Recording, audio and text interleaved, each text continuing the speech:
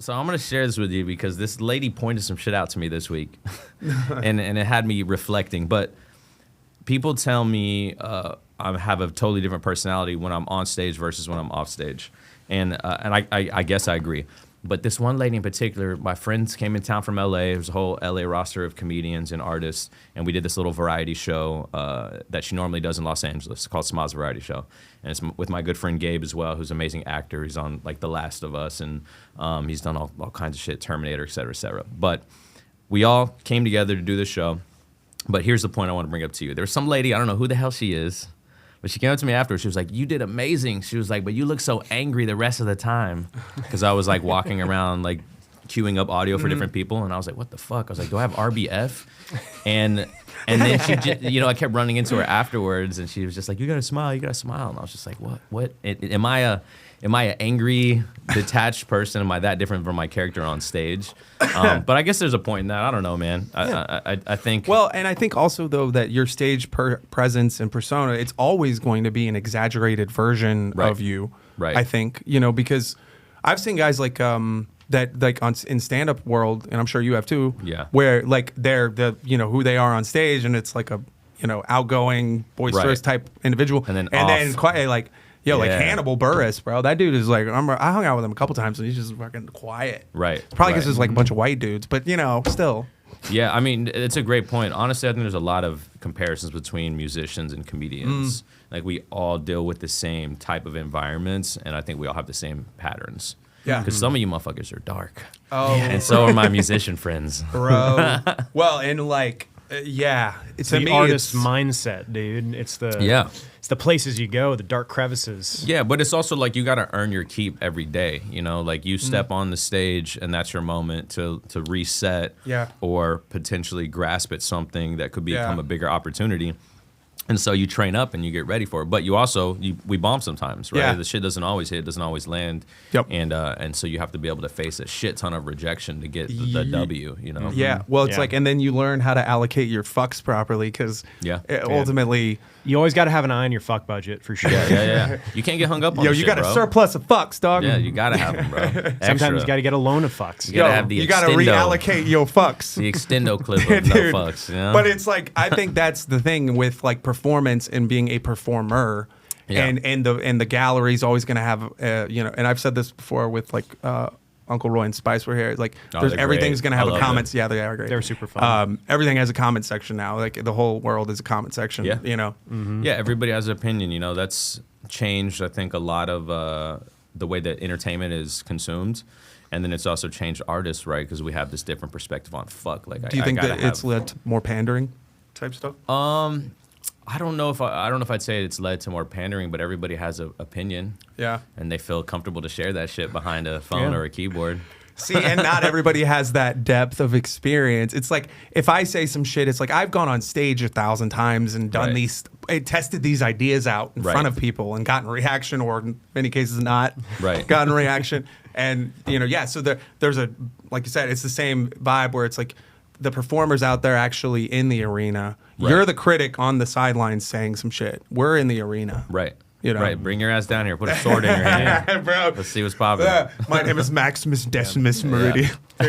One of my favorite quotes about that is the person who says that it should not be done should not interrupt the person doing it. Hey, great. Never. Yep. Yeah, exactly. That's a great quote, man. I mean, this shit is not easy, but I think the format of media consumption now and how people can provide their opinion so easily has definitely shifted that space where maybe they would have shut the fuck up before, and now they just feel comfortable. Like, boom, it's on. So because there's a platform for it, like that eggs on people's feeling like they have to have an opinion on there's everything. like a platform within the platform. The platform is let me post something, but then I have homies that just go to the comments. Yeah, like they just live in the comment section. That's where the shit pops off. Well, like you go on places like Reddit, it's like oftentimes the gold is in the comments. It's like the real. It's the discussion that's happening down there. Yeah, me running to the comments. Like because it's like you know somebody's gonna have some smarmy ass shit to say. Always. And it's like, and it is in that way, it's democratic in terms of like upvoting and stuff. It's like, but also a lot of it like algorithmically, if you get in early on a thread that ends up, you know, you might end up, because but then there's also like the dogpiling effect, because like if there's 3 negative comments and no positive ones, everyone's gonna jump, like, because if you're the outlier saying sort by controversial. You know? Yeah, sort by controversial. Yeah. That would be a great podcast name. Dude. Sort by that'd be a good one. Dude, I make up. I should be like. That's a sketch too for a guy that's a band namer. He's just that's his whole thing. Is he's a band. Dude, he gets them from like bathroom stalls. Had like 3 best-selling books, and then just everybody finds out they was just getting them off of bathroom stalls, dude. It's like fucking rip off. Bro. I saw that at 7-Eleven. No, but like the controversial aspect, it's like also. It also depends on the platform, because I think like I don't think controversial works as well on like an Instagram, but I think it can do better on like YouTube or you know somewhere else like where. Yeah, I mean I've had different experiences on different platforms, and I'm sure everybody does based on the type of stuff that they're putting out or moving around. Yeah. I've actually found YouTube to be a really dope place for the type of content I put up there. It's been like a crazy cool community, but it's also like these weird lo-fi hip hop producers. Yeah. Right. Yeah. So it's I'm not in the right wing or the left wing space doing this or that. You know, like I'm like, hey, this is music. This is how I make it. If you guys want to learn, follow. And it's and among the people who are actively looking for that stuff. It's Yeah. not like you're posting it to like this big ocean and seeing, you know. No, it's just kind of like a walled community, which has been dope. You know, versus other places, right? Like if you want the toxicity, you know where to go and what to say. And, Definitely. Yeah, it's called the Kill Tony subreddit. Yeah, Yes. yeah. I haven't read it, but I've last heard. time I went in guns blazing though, and nobody talks shit. I'm like, this is what you have to do. You have to preemptively defend yourself. Well, you just like you little fuck faces. I know you're gonna have some smarmy comments. Fucking here's the thing though. Yeah, well, funny. and that's the thing. It's like putting it out there. Like even like when I was on Kill Tony, bro, and it was not good. But it's like, man. Like, did I not stand there and fucking? Because I'm like, that's the thing is like I saw a bigger picture in the moment. I knew in the moment I was the joke, but the bigger picture was that it was one set with like I started out not addressing them at first just because nerves. And I'm used to going on a stage and being the only person on the stage when I'm doing my jokes. Right. So it's just a whole. Yeah, and then it's it was a like completely different. And context so I could understand what went wrong, how it could have gone better, and what you know. And so, but to me, and it's like this whole thing where it's like you just face it up, dude, and it's like that's where you find the growth. I told this to a friend of mine who isn't a fan of the Kill Tony universe, you know, for her own beliefs and reasons. But I told her, I was like, look, there's not any other platforms in entertainment that I know of where people who are striving to become bigger artists or elevate their career can actively go to on a regular basis and get a shot, right? And you are putting yourself up against a firing squad if they don't fuck with you, right? Or if you bomb or whatever, which happens to everybody.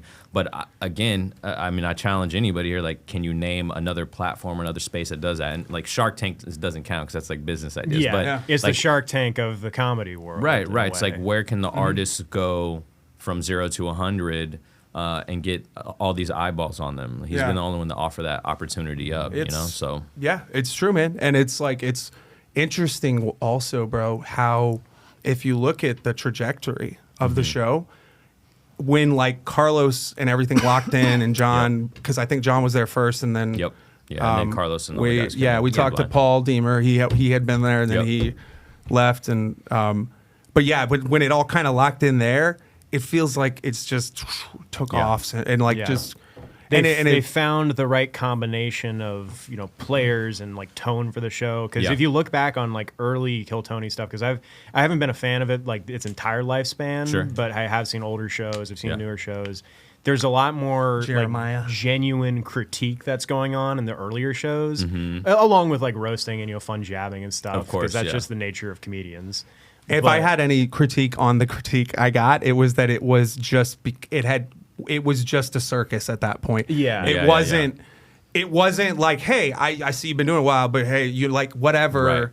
It's you should quit, and it's like, all right, you say that, all right, cool. Yeah. You know, I'm too stupid to quit, dude. That's my problem. You know what I mean? But it's like, Don't know when to stop. If that's the thing that made you quit, then you weren't supposed to do the shit, bro. Right. 100%. Facts. Yeah. You know, like it is, like you said, this is a trial by fire, bro. And as much as it might sting when you don't do well in an environment where you wanted to, you got to learn from that shit. Right. You got to own it and like know, hey, I can do better next time. Yeah. And you know, take whatever steps you need to do. Because like you said, the first one you were nervous, and then you said the second one. Oh, I was just chilled. I was chilled. So you had, it was like you had gotten through that first wall of it, and now you're like, okay. Yeah, I think in a lot of ways, having somebody give you a raw assessment of what they think about you doing, even if they're being exaggerated with it, if they're giving you that direct answer, I think that saves a lot of time, and it's also like this blessing in disguise, because in music that doesn't happen. In music, everybody says you're the shit. They blow smoke up your ass. Oh, this is great. This is great. Yeah. This is fine. This is perfect. This is gonna be, and then like you're the next best big thing. Yeah, and then you leave the room, and they're like, "This shit's trash, bro." I mean, I've seen this, and I'm sure it's happened to me. A lot of behind closed door talks. Right. Yeah. Whereas, you know, in the platform of like Kill Tony, they tell you what the fuck they think, right? Yeah. And it's their opinion, and they could be wrong, they could be right, could be whatever, but at least you're getting a fair explanation from their perspective of like where you are, where you could be, where you're not. And then that just paints a target for what you should work on. You're like, all right, bet. Like, I'm going to drill down harder on this, or I'm going to get better at crowd work, or whatever the fuck it is, you know? That's where people who don't take criticism well, especially as a comedian, I feel like they could learn from. Yeah. Being able to, you know, take the critique and appreciate the honesty in it. Yeah. Because, like, if you're being told, like, you're the shit your entire life, like, all of a sudden when someone tells you that you're not, that hits a lot harder. Yeah, 100%. Yeah, I mean, you just don't want yes men around you. It just slows your process, your evolution. And, you know, if you want to be one of the greatest, like, you have to get knocked the fuck down. Yeah. That's something I think... Everyone's got a plan until they get punched in the face.